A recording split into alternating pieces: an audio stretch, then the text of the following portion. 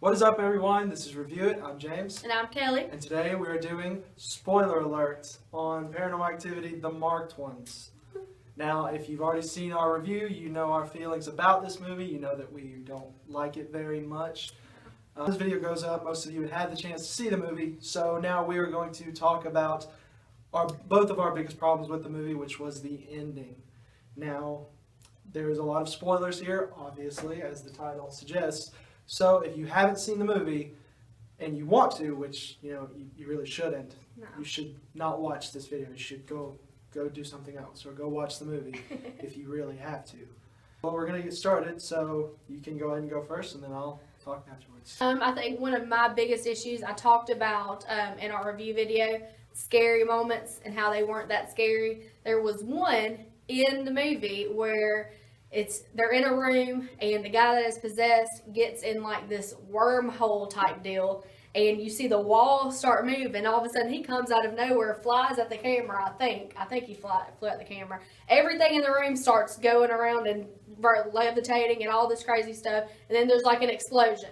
I thought this was extremely stupid. It made absolutely no sense. And after it happened, me and James looked at each other and were like, okay, they could have left that out. That was stupid. Yeah, so that was one of my problems. It was pretty ridiculous, and that was the point where the movie became just a big joke. Ridiculous. I mean, it was really bad special effects that they used for that scene. It was just really weird. It was kind of a cheap scare, or that's what it felt like to me, and it just became laughable. Scare. It wasn't a scare. Yeah. And my biggest gripe with the ending of this movie is that early on in the film, the main cast, they find this journal from some lady that lives beneath them that is doing all this witchcraft and stuff. Well, as they're looking through the journal, they find this page talking about a door that functions as a portal to unholy places. Well, the thing is they talk about this book for maybe 30 seconds at most, but they don't mention this book again at all until the end of the movie, when one of the characters with the camera actually manages to find the door. And you could see that it looks similar to the page, but the fact that they only mention the book once, you're not going to remember it by the end of the movie. In fact, I didn't even recognize it at first. She's the one who told me that it was. The door felt like it was kind of shoehorned in this movie. They don't give you a lot of explanation on it. They don't talk about it except for once for about 30 seconds. And you're supposed to remember it until the very end. And it can completely ruin the ending if you didn't know what the door was about, because then you're just confused at how it ends. Yeah, because he goes through the door and he ends up in the house from the first one at the exact moment from the first movie where the main girl went downstairs, screamed, called her boyfriend down there, he ran down there, and the next time we saw him, he was flying through the bedroom doorway, and that was the end of the movie. And this was where they tried to tie it all together, and they tried to make it come full circle, and it just didn't work, No, did not work at all. So, because when I saw the first movie, and I don't know if you felt this way too, but when I saw the first movie at the end, when she screams for him and he runs downstairs, I figured it was all a trap in the first place.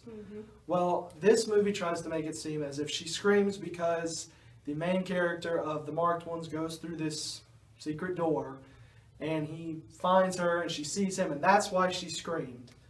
And it just felt like a rushed ending just for them to try and be clever. You like to have mystery in movies, and that first movie, what was so great about the ending was the mystery. You had no idea what happened. All you know is he comes flying through the door at the camera, and it scares you to death. Exactly. But this kind of ruins the ending of the first movie by trying to change what it was in this movie, and that did not like that at all. Another thing I did not like, they tried to tie in the third movie by taking them to the house of the third movie at the very end of it.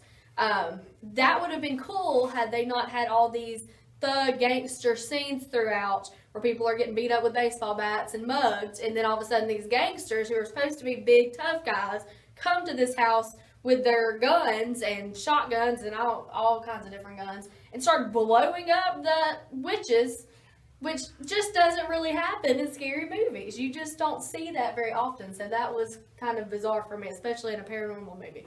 Now, while it was, a new thing that I haven't seen in a while, and it was kind of funny to see the witches go flying off from a... It's not supposed to be funny, though. It's supposed to be scary. That's the thing. It's not meant to be funny, but it turned out to be really funny at the end, and it just... basically, after the point that we spoke about earlier with the wormhole in the living room, after that, the movie becomes just a big joke. Laughable. And Extremely laughable. the shotgun to the witches was pretty much the standout point. It's just a big joke of the movie. Mm-hmm. The ending, in both of our opinions, or at least in mine, I know you didn't like it, but I think it was completely just an attempt to try and make us think that they were clever and that they had all this planned out from the beginning. But honestly, I think they just didn't know what to do with this movie. They just wanted to put it out, so they just kind of tried some way to make it relevant. Mm-hmm. Like we said in our review, I feel like it's the kid on the playground that nobody plays with. And the ending of this movie really kind of showed that that's what it is. Oh yeah, it was a pointless movie. They're going to have another one at the end of this year. Why not just skip this one, wait for the next one, and pray that it is a little bit better than the one they just made? Because of money. I mean, Well, look what Saul did. That's true. They do make money off of us. We did go see it knowing it was probably going to be bad. So, True.